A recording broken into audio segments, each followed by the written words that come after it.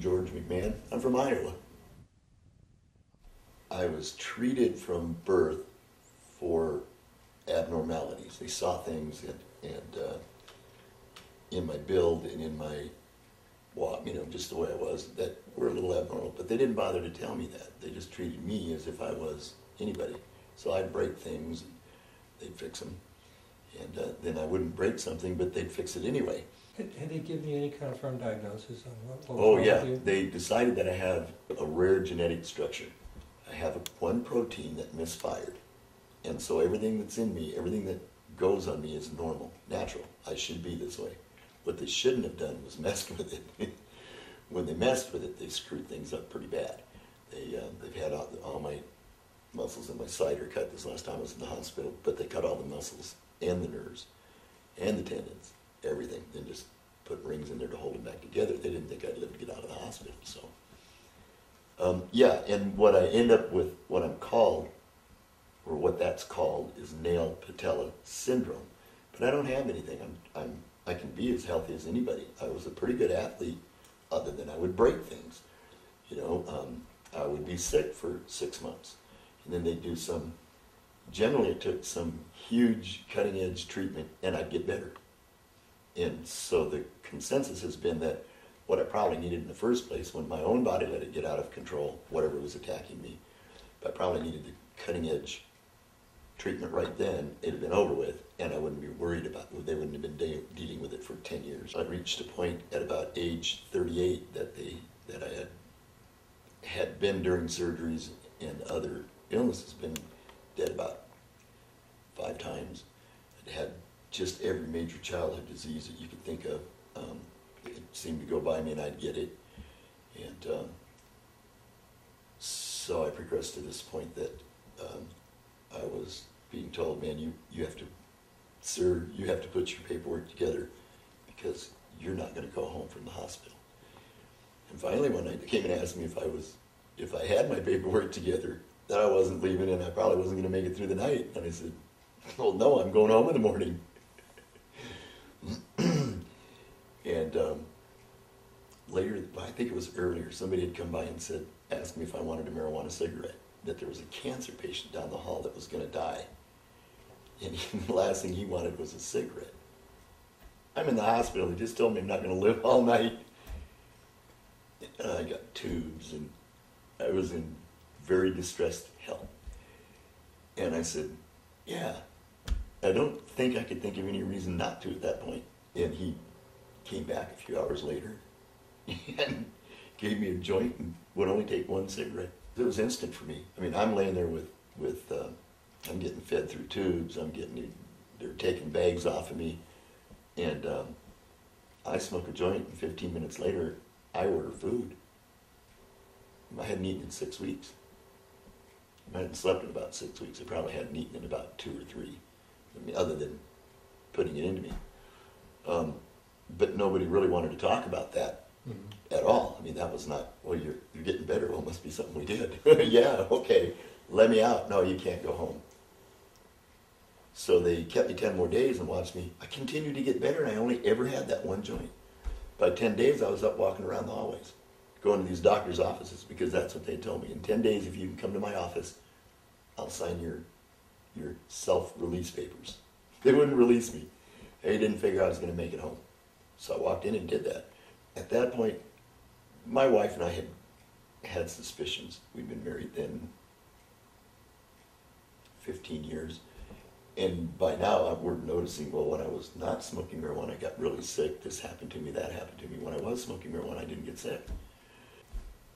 So we'd come to no decision by then. I mean, it was just something we had talked about, wondering about.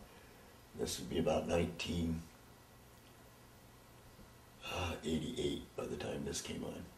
Now, during this time, there was a nurse who had gotten interested in my case, and she'd started looking for a doctor that would treat me. I was pretty worried when I was leaving because I didn't have a doctor.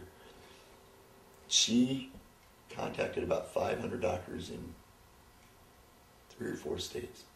I'm trying to remember now, that's been 20 years ago, so it might have been 5 states: Nebraska, Illinois, Wisconsin, Minnesota, I don't remember, but about 5 states. And there was about 500 doctors that refused to see me. one wrote back and said, well, that's kind of an interesting case. And they never mentioned that I had discovered marijuana was, and that first letter is just a cover letter saying, this is what's going on with this guy. Would you like to treat him? And he was a doctor, a local doctor. So I came back here. We lived near here then. He began the treatment almost immediately. He jumped through some hoops when he applied for it in Iowa, and they okayed it. Within 3 days, we had an okay back. Well, then he applied for the product. They said, oh, but we don't have any product. And also, by the way, the DEA has contacted us and we can't give you permission. Something to that effect. I would not want to quote the letters that he got, okay? But something to that effect, that you can't do that in Iowa. So then he started on an odyssey that was 2 years long. We would write pages, 50 pages, 60 pages. I don't know how long the actual first report was, what they did to even get it to the doctors to look at. But then each time we fill it out, it's about 50 pages long. A protocol, and he did that for 2 years. We'd get it back, or we wouldn't hear anything for 6 weeks. So they'd been good about, well, they hadn't been good about, but you could make them answer within a certain period of days. And my doctor and his nurse had been very good about staying on him and wanting to know what was going on with where was the paperwork. As soon as it got file 13, they'd find out. And they'd file it again, because they don't send it back and they don't notify you. They just throw it away. So you don't know if you're in the system or not. So they'd file out more papers. And that was about 2 years before they finally just ran out of reasons. Listen, they sent back paperwork, or file 13 did, because there was a period out of place. Oh, gee. Yeah, a dot over an I one time. So they must have had an English teacher going over and she's, I would guess, about third grade level. And she found those I's and those periods, But regardless, that was the kind of stuff we went through for the next 2 years. At which point they conceded and we got the first shipment. I was taking 10 Percodan a day by then, and about 17 pills a day with all the different stuff I had to take. And I didn't take another pill after that. That was on a Friday. Saturday morning, I didn't take any pills. Now this is with the stuff from the government. Yep, government pot. Okay. I stopped. I just didn't need them. When I began a steady, known supply, everything changed. Because it's not very good. It's not very potent. And I don't want to diss their growing. They grow good marijuana, but they mix it. They downgrade it. Why? I don't know. They mix it with... They downgrade it. They make it, yeah. They have levels all the way down to below marijuana level, below 1.5, that they'll send. And I suspect that they do occasionally. I don't have any idea what the properties of this are, even though it says it on the can. They give any explanation why they degrade it? Or?